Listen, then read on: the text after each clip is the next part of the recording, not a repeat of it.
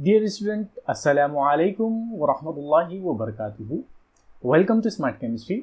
आज हम नया चैप्टर शुरू करने वाले हैं और इस चैप्टर का नाम है इंट्रोडक्शन टू पॉलीमर केमिस्ट्री। देखिए, ये वाला जो चैप्टर है वो बहुत ही ज़्यादा आसान है, बहुत ही ज़्यादा आसान। इस पूरे चैप्टर के अंदर आपको सिर्फ 3 चीज़ें याद रखनी है। वो 3 चीज़ अगर आपने याद रख ली तो पूरा जो चैप्टर है वो बहुत ही आसानी से आपको याद हो जाएगा। सबसे पहली चीज जो आपको ये याद रखनी है वो है पॉलीमर की क्लासिफिकेशन, पॉलीमर की जमातबंदी। पॉलीमर को किस तरह से जमातबंद किया जाता है उसे आपको याद रखना है। दूसरी जो बात आपको याद रखनी है पॉलीमर चैप्टर के अंदर वो ये है कि पॉलीमर को किस तरह से तैयार किया जाता है। हम डिफरेंट टाइप ऑफ पॉलीमर देखने वाले हैं, तो वो पॉलीमर को किस तरह से तैयार किया जाता है वो आपको याद रखना है। और तीसरी बात, पॉलीमर के इस्तेमालात, उसके यूजेस कौन से पॉलीमर का कौन सा यूज है वो आपको याद रखना है। देखिए, ये चैप्टर अगर आपको अच्छे से याद करना है तो उसके लिए आप क्या करें, एक चार्ट बनाएं। उस चार्ट के अंदर सबसे पहले आप लिखें पॉलीमर का नाम, फिर पॉलीमर की क्लासिफिकेशन यानी उस कौन से टाइप का वो पॉलीमर है वो दूसरे कॉलम में, तीसरे कॉलम में उसको किस तरह से प्रिपेयर किया जाता है, उसके मोनोमर कौन से हैं वो तीसरे कॉलम में, और चौथे कॉलम में आपको लिखना है कि उस पॉलीमर के यूजेस कौन से हैं। अगर आपने ये चार्ट बना लिया तो फिर आपको मेरे लेक्चर्स को बार बार सुनने की कोई जरूरत नहीं पड़ेगी। ठीक है, आप एक बार चार्ट बना ले, आपके जो है रूम में इसको चिपका ले, तो इसको आप बहुत आसानी से रिवीजन कर सकते हैं। ठीक है, तो चलिए शुरू करते हैं हमारा नया chapter, introduction to polymer chemistry.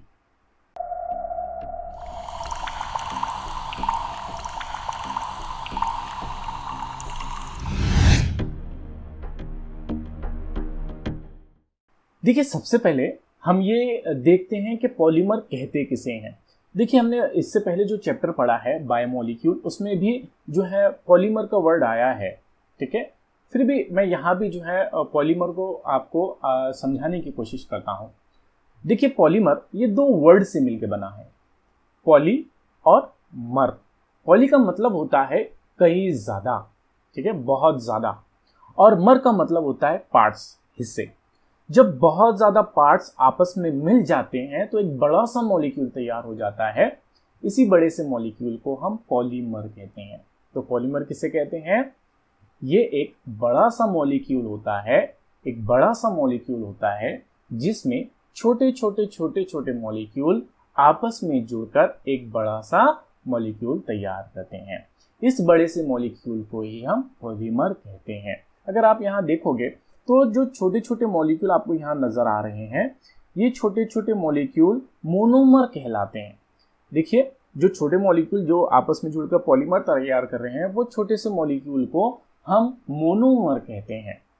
ठीक है, तो जब बहुत सारे छोटे छोटे मोनोमर आपस में जुड़कर वो एक खास किस्म की बंदिश से जुड़ेंगे, हाँ, एक खास किस्म के बॉन्ड के जरिए से वो जुड़ जाएगी। अब वो बॉन्ड जो है वो ईस्टर लिंकेज भी हो सकती है, ईस्टर बॉन्ड भी हो सकता है, इसी तरह से वो जो है अमाइड लिंकेज भी हो सकती है, और डिफरेंट टाइप की जो है वो लिंकेजेस के जरिए से आपस में जुड़कर एक बड़ा सा मॉलिक्यूल तैयार करेंगे। ठीक है, तो ये जो मोनोमर है वो आपस में एक खास तरतीब से जुड़ जाएंगे।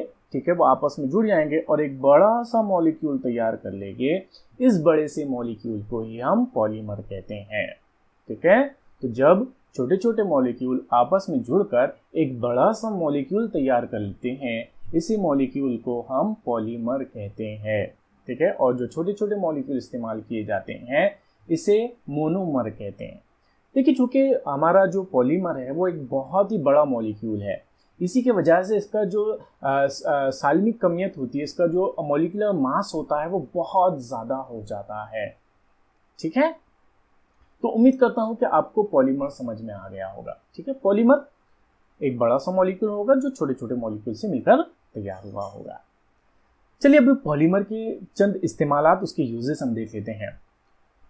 देखिए, डेली लाइफ में पॉलीमर बहुत ही ज़्यादा इस्तेमाल होता है, बहुत ज़्यादा। जब आप मॉर्निंग में उठते हो और मॉर्निंग में उठने के बाद जब आप नाइट में बिस्तर पर जाकर सोते हो, उस दौरान आप जितनी चीज़ें इस्तेमाल करते हो उसमें ज़्यादातर चीज़ें पॉलीमर की होती हैं। जैसे मिसाल के तौर पर आप जब मॉर्निंग में टूथब्रश का इस्तेमाल करते हो, वो टूथब्रश भी पॉलीमर का बना हुआ होता है। इसी तरह से आप जो चप्पल का इस्तेमाल करते हो वो चप्पल भी पॉलीमर की बनी हुई होती है। इसी तरह से आप जब जो गॉगल आप पहनते हो वो भी पॉलीमर का बना होता है, जो बैग का आप इस्तेमाल करते हो वो बैग भी पॉलीमर का बना हुआ होता है ना। इन शॉर्ट अगर मैं आपसे सिंपल सी लैंग्वेज में अगर कह दूं तो जो बच्चे जो चॉकलेट खाते हैं उसकी जो पन्नी होती है वो पॉलीमर की बनी होती है। यहाँ तक कि जो ह्यूमन हार्ट, जो आर्टिफिशियल ह्यूमन हार्ट का इस्तेमाल किया जाता है, जो मस्नूई दिल का इस्तेमाल किया जाता है मेडिसिनल फील्ड के अंदर, वो भी पॉलीमर का बना हुआ होता है ना। तो ये डेली लाइफ के अंदर अगर आप देखोगे तो बहुत ही ज़्यादा पॉलीमर के इस्तेमाल होते हैं। ये अभी मैंने जो आपको बातें बताया हूँ ये सिंथेटिक पॉलीमर होते हैं जो इंसान खुद तैयार करता है। इसके अलावा कुछ ऐसे पॉलीमर हैं जो नेचुरली पाए जाते हैं, उसके बगैर तो जिंदगी को आप इमेजिन भी नहीं कर सकते हो। जैसे मिसाल के तौर पर डीएनए, आरएनए, ये क्या है? ये भी एक तरह के पॉलीमर, इसके बगैर आप इंसान की जिंदगी को इमेजिन ही नहीं कर सकते।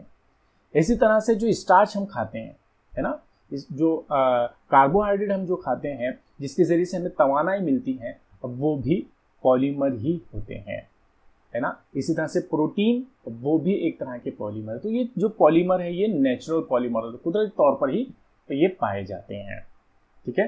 तो बहुत ही किस्म के अलग अलग टाइप के पॉलीमर हमारी जिंदगी के अंदर इस्तेमाल होते हैं।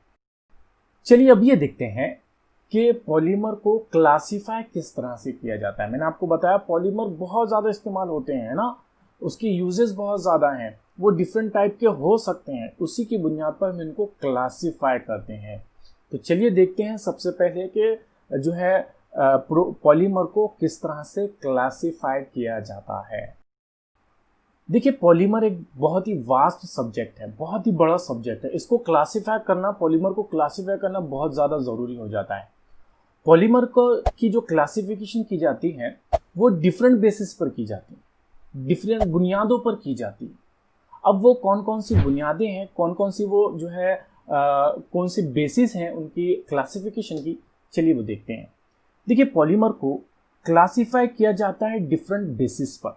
सबसे पहले जो है उनके सोर्सेज की बुनियाद पर, ठीक है, उनके सोर्सेज की बेसिस पर उनको क्लासिफाई किया जाता है। उनके ज़राए कौन से, कहाँ से उनको लिया गया है, ठीक है, उसकी बुनियाद पर उन्हें दर्जाबंद किया जाता है, उन्हें क्लासिफाई किया जाता है। मैं जो जमातबंदी बता रहा हूँ ये जमातबंदी जस्ट आपको जो है याद रखनी है, ठीक है। इसके बाद हम इसको डिटेल से देखने वाले हैं। अभी मैं जस्ट आपको हेलीकॉप्टर के जरिए से, ठीक है, एकदम ऊपर से मैं आपको बता रहा हूँ, फिर हम इसको जो है डिटेल से समझने वाले हैं। तो इसको जो है आप थोड़ा सा अच्छे से इसका जो है एक बार इसको समझ लें कि कौन से पॉलीमर को मैं किस तरह से क्लासीफाई कर रहा हूँ। हो सकता है कि आपको क्वेश्चन पूछ लिया जाए कि पॉलीमर को किस तरह से, कौन सी बेसिस पर, कौन सी बुनियादों पर क्लासीफाई किया जाता है, कौन सी बेसिस पर इनको क्लासीफाई किया जाता है, ये क्वेश्चन आपको पूछा जा सकता है। तो वही मैं आपको समझाने की कोशिश कर रहा हूँ कि पॉलीमर को कौन सी बेसिस पर, कौन सी बुनियादों पर क्लासीफाई किया जाता है, ठीक है। तो पॉलीमर को सबसे पहले क्लासीफाई किया जाता है उनके सोर्सेज की बुनियाद पर, उनके ज़राए की बुनियाद पर, कहाँ से उनको हासिल किया गया है। दूसरी क्लासिफिकेशन होती है पॉलीमर की उनकी स्ट्रक्चर की बुनियाद पर, यानी वो कैसे दिखाई देते हैं, उनकी साख्त कैसी होती है, उनका स्ट्रक्चर कैसा होता है, उसकी बुनियाद पर हम इसे क्लासीफाई करते हैं। तीसरी क्लासिफिकेशन होती है मॉलिक्यूलर फोर्सेस की बुनियाद पर। मॉलिक्यूलर फोर्सेस यानी जो मॉलिक्यूल होते हैं पॉलीमर के, उनके दरमियान में कौन सी बंदिशें पाई जाती हैं, उनके दरमियान में किस तरह का अट्रैक्शन होता है, किस तरह की फोर्सेस उनके दरमियान होती हैं, उन फोर्सेस की बुनियाद पर भी पॉलीमर को क्लासीफाई किया जाता है। तो कौन कौन सी क्लासिफिकेशन में उसे क्लासीफाई किया जाएगा वो हम उसको डिटेल से देखने वाले हैं। इसी तरह से पॉलीमर को क्लासीफाई किया जाता है मोड ऑफ पॉलीमराइजेशन, यानी उसको किस तरह से तैयार हुआ है, पॉलीमर किस तरह से तैयार हुआ है, कौन से मोड के जरिए से वो तैयार हुआ है, एडिशन के जरिए से तैयार हुआ है या कंडेंसेशन के जरिए से वो तैयार हुआ है, किस तरह से वो तैयार हुआ है, उनकी प्रिपरेशन की बुनियाद पर हम उसे क्लासीफाई कर सकते हैं। तो पॉलीमर को हम क्लासीफाई कर सकते हैं उनके मोड ऑफ पॉलीमराइजेशन की बुनियाद पर, पॉलीमर साजी की बुनियाद पर। नेक्स्ट होता है पॉलीमर में कौन से मोनोमर मौजूद हैं, ठीक है, उनके मोनोमर की टाइप कैसी है, ठीक है, वो मोनोमर एक जैसे हैं या डिफरेंट हैं, उनकी बुनियाद पर भी पॉलीमर को क्लासीफाई किया जाता है। नेक्स्ट और लास्ट क्लासिफिकेशन होती है बायोडिग्रेडेबिलिटी की बुनियाद पर, यानी वो जो है बायोलॉजिकली डिग्रेडेबल है या नहीं है। वो हयातियाती तौर पर तनज़्ज़ुल पजीर हैं या नहीं है, वो जो है डिग्रेड हो जाते हैं या नहीं होते हैं, उसकी बुनियाद पर भी पॉलीमर को क्लासिफाई किया जा सकता है।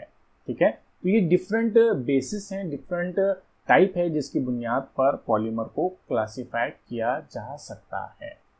उम्मीद करता हूँ आपको समझ में आया। एक बार मैं थोड़ा सा रिकैप्चुलेट आपको कर देता हूँ, एक बार इसका जो है रिवीजन मैं आपको कर देता हूँ कि पॉलीमर को हम जो है तकरीबन 6 बुनियादों में हम क्लासिफाई करते हैं। कौन कौन सी 6 बुनियादें हैं? सबसे पहला सोर्सेस की बुनियाद पर, दूसरा उनकी स्ट्रक्चर की बुनियाद पर, तीसरा उनके दरमियान मॉलिक्यूलर फोर्स ऑफ अट्रैक्शन की बुनियाद पर, सालमाती कुव्वत कशिश की बुनियाद पर, ठीक है। चौथा जो होता है वो मोड ऑफ पॉलीमराइजेशन की बुनियाद पर, किस तरह से वो तैयार हो रहे हैं, उनकी पॉलीमर साजी किस तरह से हो रही है उसकी बुनियाद पर, और पांचवा होता है किस टाइप के मोनोमर उनके अंदर मौजूद है, तो मोनोमर की टाइप की बुनियाद पर, और छठा होता है बायोडिग्रेडेबिलिटी की बुनियाद पर, यानी हयातियाती तनज़्ज़ुल पजीरी की बुनियाद पर उन्हें क्लासिफाई किया जाता है। ठीक है, तो ये डिफरेंट है जो है इसकी क्लासिफिकेशन की बेसिस हैं। अब हम एक एक क्लासिफिकेशन को डिटेल से देखने वाले हैं। देखिए, सबसे पहले हम ये देखते हैं कि पॉलीमर को सोर्सेस की बुनियाद पर, उनके ज़राए की बुनियाद पर किस तरह से क्लासिफाई किया जाता है। देखिए, पॉलीमर को उनके सोर्सेस की बुनियाद पर, उनके ज़राए की बुनियाद पर 3 जमातों में, 3 क्लासेस में दर्जाबंद किया जाता है। 3 जमातों में क्लासिफाई उनको किया जाता है। कौन कौन सी क्लासिफिकेशन होती हैं देखते हैं, चलिए। देखिए, सोर्सेस की बुनियाद पर अगर आप देखोगे तो पॉलीमर को 3 क्लासेस में क्लासिफाई किया गया है, 3 जमातों में दर्जाबंद किया जाता है। सबसे पहली क्लास होती है नेचुरल पॉलीमर। ठीक है, ऐसे पॉलीमर जिन्हें नेचर से हासिल किया जाता है, जिन्हें कुदरत से हासिल किया जाता है, ऐसे पॉलीमर को कुदरती पॉलीमर कहते हैं, नेचुरल पॉलीमर कहते हैं। ठीक है, दूसरा पॉलीमर होता है सिंथेटिक। देखिए, ये सब जितनी भी मैं आपको बातें अभी बता रहा हूँ, क्लासिफिकेशन बता रहा हूँ, इसको हम डिटेल से देखने वाले हैं। ठीक है, तो सबसे पहले मैं बताया आपको नेचुरल पॉलीमर, ये सोर्सेस की बुनियाद पर हमने क्लासिफाई किए हैं। कैसे पॉलीमर जो जिन्हें जो है कुदरत से हासिल किया जाता है, जिनका सोर्स कुदरत होती है, नेचर जिनका सोर्स होता है, इसे हम नेचुरल पॉलीमर कहते हैं। दूसरा होता है सिंथेटिक पॉलीमर। सिंथेटिक पॉलीमर ऐसे पॉलीमर होते हैं जिसे इंसान खुद लेबोरेटरी के अंदर, तजुर्बागाह के अंदर तजुर्बे के ज़रिए से, जो है अपने एक्सपेरिमेंट के ज़रिए से तैयार करता है। ठीक है, ऐसे पॉलीमर जिन्हें इंसान खुद लेबोरेटरी के अंदर तैयार करता है, ऐसे पॉलीमर को हम सिंथेटिक पॉलीमर कहते हैं, तालीफी पॉलीमर कहते हैं। ठीक है, या मसनूई, उसको उर्दू में मसनूई पॉलीमर भी कहा जाता है। तो ऐसे पॉलीमर जिन्हें इंसान खुद तैयार करता है, इन्हें सिंथेटिक पॉलीमर या जो है तालीफी पॉलीमर, या जिसे हम कह सकते हैं मसनूई पॉलीमर भी कहते हैं। ठीक है, नेक्स्ट जो इसकी लास्ट क्लासिफिकेशन है सोर्सेस की बुनियाद पर, वो है semi synthetic polymer. Semi synthetic polymer ऐसे पॉलीमर होते हैं जो इंसान जो है कुदरत के ज़रिए से हासिल करता है, फिर उसके अंदर कुछ मॉडिफिकेशन करता है। देखिए, सोर्स जो है वो कुदरत होती है, नेचर इसका सोर्स होता है, लेकिन इंसान जो है उसके अंदर क्या करता है, मॉडिफिकेशन करता है, लेबोरेटरीज के अंदर उसके अंदर मॉडिफिकेशन करता है, उसकी खुसूसियात के अंदर तब्दीली करता है और एक नया पॉलीमर तैयार करता है। उस पॉलीमर को हम कहते हैं सेमी सिंथेटिक पॉलीमर। तो ऐसे पॉलीमर जिसे इंसान कुदरत से हासिल करके, नेचर से हासिल करके उसके अंदर मॉडिफिकेशन करता है, उसके अंदर तब्दीली करता है, ऐसे पॉलीमर को सेमी सिंथेटिक पॉलीमर कहते हैं, नीम तालीफी पॉलीमर कहते हैं। ठीक है, बोलो सब बात समझ में आई। सोर्सेज की बुनियाद पर 3 जमातों में हमने इसे क्लासिफाई किया है। चलिए थोड़ा सा इसको डिटेल से और हम समझने की कोशिश करते हैं। तो मैंने आपको बताया कि सोर्सेज की बुनियाद पर, on the basis of sources, polymer को 3 क्लासेस में क्लासिफाई किया जाता है। सबसे पहली क्लास होती है नेचुरल पॉलीमर। नेचुरल पॉलीमर ऐसे पॉलीमर होते हैं जिन्हें इंसान कुदरत से, नेचर से हासिल करता है। ऐसे पॉलीमर को नेचुरल पॉलीमर कहते हैं, कुदरती पॉलीमर कहते हैं। देखिए, नेचुरल जो कुदरती जो ज़राए होते हैं, जो नेचुरल सोर्सेस होते हैं, वो 2 तरह के हो सकते हैं। या तो जो है प्लांट उसका सोर्स हो सकता है, या एनिमल उसका सोर्स हो सकता है। तो जो नेचुरल पॉलीमर होते हैं, इसे मज़ीद 2 क्लासेस में क्लासिफाई किया जा सकता है। मजीद दो जमातों में इसको दर्जबंद किया जा सकता है। सबसे पहली जमात होती है प्लांट पॉलीमर, ठीक है। ऐसे पॉलीमर जिन्हें प्लांट से हासिल किया जाता है, जिन्हें हम नबातात से हासिल कर सकते हैं, ऐसे पॉलीमर को प्लांट पॉलीमर कहते हैं। सोर्स नेचर ही है, ठीक है, नेचुरल सोर्सेज की बुनियाद पर ही हम इसकी क्लासिफिकेशन कर रहे हैं। कौन से उसके अंदर भी हम उसको जो है और क्लासिफाई किस तरह से किए, प्लांट पॉलीमर। प्लांट पॉलीमर जिन्हें हम प्लांट से हासिल करते हैं, ऐसे पॉलीमर को प्लांट पॉलीमर कहते हैं। देखिए जो प्लांट पॉलीमर है उनकी एग्जाम्पल के अंदर आता है कॉटन यानी सेलुलोज। सेलुलोज एक पॉलीमर होता है जो ग्लूकोज के जो छोटे छोटे मॉलिक्यूल होते हैं वो आपस में जुड़कर एक बड़ा सा मॉलिक्यूल तैयार करते हैं, जिसे हम सेलुलोज कहते हैं। सेलुलोज का इस्तेमाल कपड़े वगैरह बनाने के अंदर किया जाता है। इसी तरह से जो दूसरी एग्जाम्पल है प्लांट पॉलीमर की, वो है नेचुरल रबर यानी कुदरती रबर। देखिए एक प्लांट होता है, एक झाड़ होता है, एक प्लांट होता है जिसके तने को छिलकर उसके अंदर से दूध या जो है एक लेटेक्स उसके अंदर से निकलता है, जिसके ज़रिए से रबर बनाया जाता है। तो नेचुरल रबर जो होता है, कुदरती रबर जो होता है, ये भी प्लांट पॉलीमर की एक एग्जाम्पल है। देखिए नेचुरल पॉलीमर की जो दूसरी क्लासिफिकेशन है अब वो है एनिमल पॉलीमर। एनिमल पॉलीमर ऐसे पॉलीमर होते हैं जिनका सोर्स एनिमल होता है, जिन्हें हम जो है एनिमल के जरिए से हासिल कर सकते हैं, जिन्हें हम हैवानात के जरिए से हासिल कर सकते हैं। ऐसे पॉलीमर को एनिमल पॉलीमर कहते हैं। मिसाल के तौर पर जो भेड़ होती है, जो शिप होता है, उसके बालों के जरिए से वूल तैयार किया जाता है ना। उसके बालों के जरिए से क्या तैयार किया जाता है, ऊन या वूल उसके जरिए से किया जाता है। इसी तरह से एक खास किस्म का कीड़ा होता है जिसके जरिए से जो है सिल्क जो है तैयार होता है। तो ये जो है ये नेचुरल पॉलीमर की एग्जांपल्स हैं जिनका हम इस्तेमाल आमतौर से करते हैं।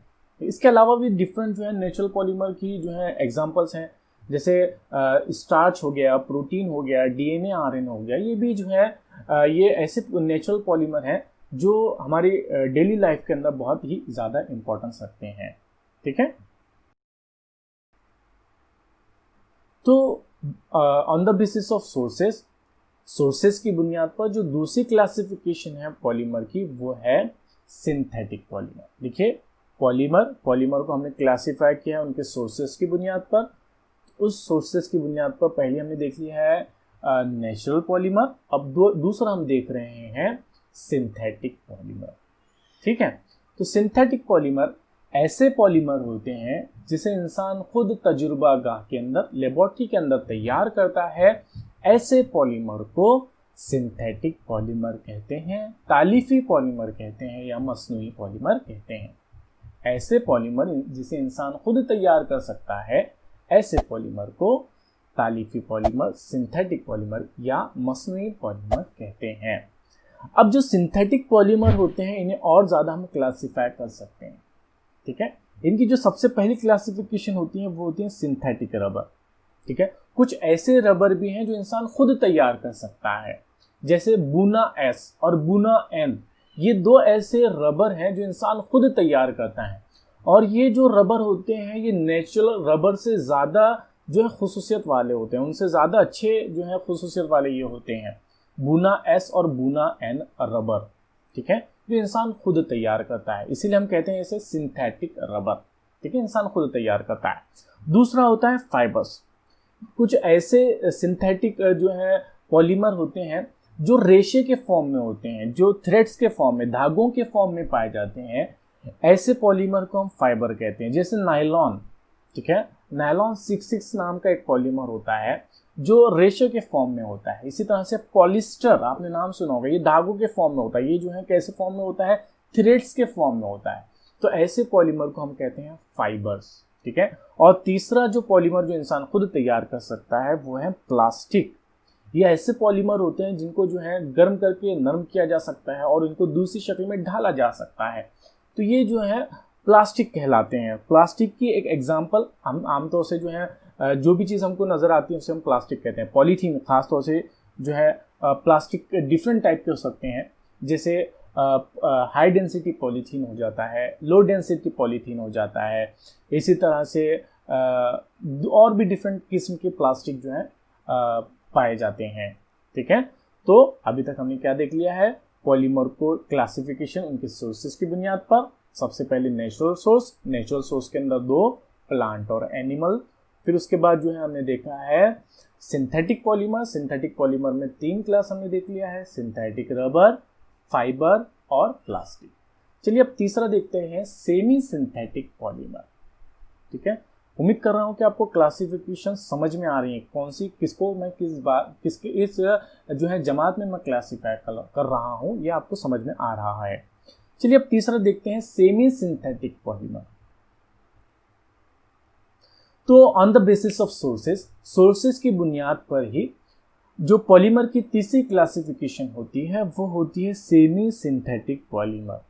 सेमी सिंथेटिक पॉलीमर ऐसे पॉलीमर होते हैं जिनमें जो कुदरती पॉलीमर के अंदर इंसान तब्दीली करके, उनके मॉडिफिकेशन करके एक नया पॉलीमर तैयार करता है, ऐसे पॉलीमर को हम कहते हैं सेमी सिंथेटिक पॉलीमर। मतलब ये ना ही पूरी तरह से कुदरती होते हैं, ना ही पूरी तरह से मसनूई होते हैं, यानी अब ना ही पूरी तरह से ये नेचुरल होते हैं और ना ही पूरी तरह से सिंथेटिक होते हैं, यानी इसे हम कहते हैं semi synthetic polymer.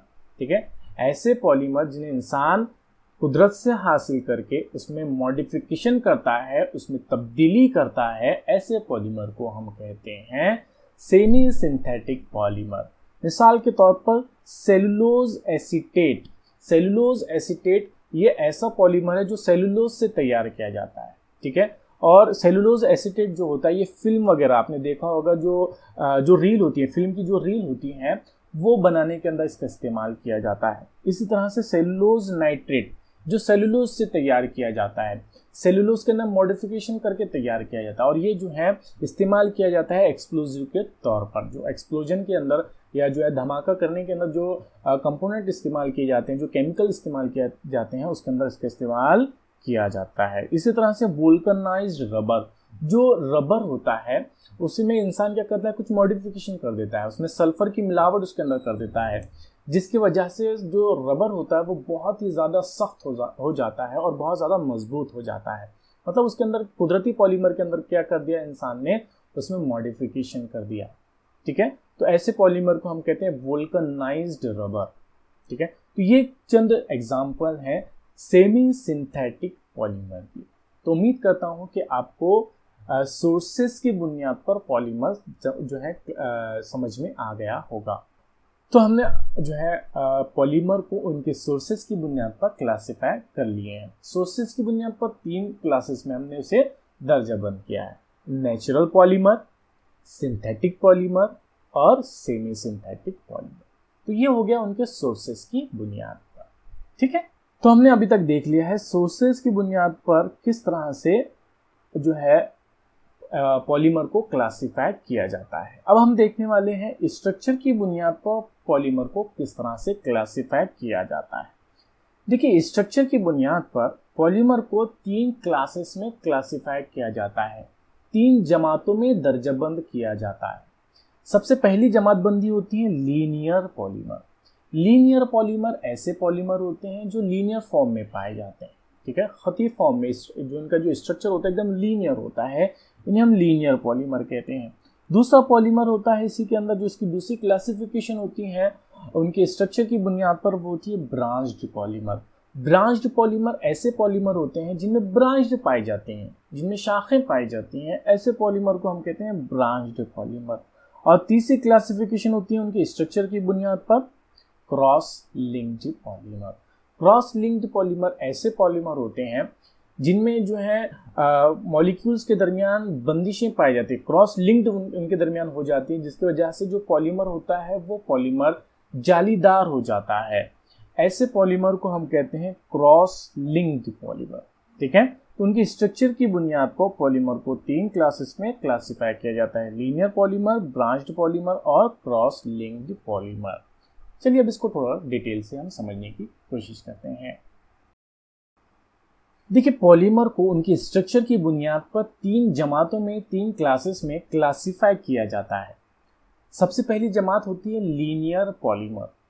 Linear polymer कहते हैं ऐसे पॉलीमर जिनमें छोटे छोटे मॉलिक्यूल यानी मोनोमर आपस में जुड़कर एक लीनियर बड़ा सा मॉलिक्यूल तैयार करते हैं, यानी वो जो मोनोमर जो है वो लीनियर फॉर्म में एक दूसरे से जुड़ते हैं और एक बड़ा सा लीनियर मॉलिक्यूल तैयार करते हैं, खती जो है पॉलीमर वो तैयार करते हैं।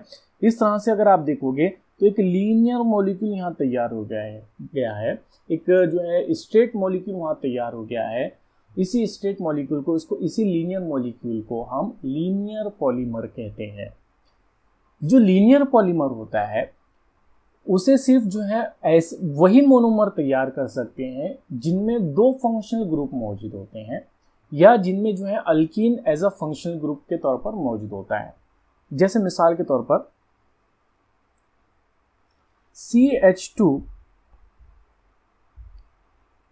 डबल बॉन्ड CH2 ये इथीन है, ठीक है। जब ये इथीन आपस में जुड़ जाएगा, आपस में जुड़कर एक बड़ा सा मॉलिक्यूल तैयार करेगा, तो इसी बड़े से मॉलिक्यूल को हम कहेंगे लीनियर मॉलिक्यूल, ठीक है। अल्कीन एज अ इसमें क्या है, एक फंक्शनल ग्रुप के तौर पर इसमें दोहरी बंदिश मौजूद है, इसमें जो है double bond as a functional group के तौर पर मौजूद है। तो ऐसे मोनोमर जिनके अंदर दो फंक्शनल ग्रुप होते हैं, दो फंक्शनल ग्रुप वाला एक और बता देता हूं, जैसे एडिपिक एसिड, ठीक है। एडिपिक एसिड का फॉर्मूला है CH2, ये 6 बार है, मतलब CH2 CH2 CH2 CH2 CH2 CH2, ऐसे 6 बार CH2 है और उसके इधर साइड होता है COOH और इधर भी होता है COOH, ठीक है। ये जो है एडिपिक एसिड है। तो ये एडिपिक एसिड जब हेक्सामिथिलीन डायमीन के साथ जुड़ेगा, उसमें भी दो फंक्शनल ग्रुप मौजूद हैं, ठीक है। तो जब एडिपिक एसिड हेक्सामिथिलीन डायमीन के साथ जब जुड़ जाएगा तो एक नायलॉन नाम का जो है पॉलीमर वो तैयार करेगा जो लीनियर पॉलीमर होगा, ठीक है। तो जब मोनोमर में दो फंक्शनल ग्रुप होते हैं या double bond as a functional group के तौर पर मौजूद होता है, यानी अल्कीन जो है वहाँ मौजूद होता है मोनोमर के तौर पर, तो वो लीनियर पॉलीमर तैयार करते हैं, ठीक है। इसके एग्जाम्पल के अंदर आता है हाई डेंसिटी पॉलीथीन। ये बात आप याद रखें कि जो पॉलीथीन होता है, पॉलीथीन इथीन से तैयार कर, हम जो है इसको डिटेल से आगे देखने वाले हैं कि पॉलीथीन को किस तरह से तैयार करते हैं। तो पॉलीथीन के अंदर भी हाई डेंसिटी जो पॉलीथीन होता है वो लीनियर फॉर्म में मौजूद होता है। अगर आप यहाँ देखोगे तो CH2 CH2 CH2 CH2 CH2 CH2 है ना, तो CH2 डबल बॉन्ड CH2 जो होता है वो आपस में एक दूसरे से जुड़ जाते हैं, बहुत बड़ी तादाद में एक दूसरे से जुड़ जाते हैं, तो एक बड़ा सा मॉलिक्यूल तैयार करते हैं जिसे हम कहते हैं हाई डेंसिटी पॉलीथीन। तो ये जो पॉलीथीन होता है ये कैसे फॉर्म में मौजूद होता है, लीनियर फॉर्म में मौजूद होता है, ठीक है। तो लीनियर पॉलीमर किसे कहते हैं और उसकी एग्जाम्पल आपको याद रखनी है। चलिए अब ये देखते हैं कि स्ट्रक्चर की बुनियाद पर ही पॉलीमर की दूसरी क्लासिफिकेशन किस तरह से होती है। देखिए, स्ट्रक्चर की बुनियाद पर ही पॉलीमर की जो दूसरी क्लासिफिकेशन होती है वो होती है ब्रांच्ड पॉलीमर। ब्रांच्ड पॉलीमर यानी शाखदार पॉलीमर ऐसे पॉलीमर होते हैं जिनमें मोनोमर आपस में जुड़कर शाख तैयार कर लेते हैं या जो है ब्रांच्ड तैयार कर लेते हैं। ऐसे पॉलीमर को हम शाखदार पॉलीमर कहते हैं या जिसे हम कहते हैं ब्रांच्ड पॉलीमर कह सकते हैं। देखिए, ब्रांच्ड जो पॉलीमर होता है इनमें इस तरह से शाखें निकल आती हैं। अगर आप देखोगे तो यहाँ इस तरह की शाख जो है यहाँ निकल आई है, यहाँ ब्रांच निकल आई है ना। तो इस तरह के जो पॉलीमर होते हैं हम ब्रांच्ड पॉलीमर कहते हैं।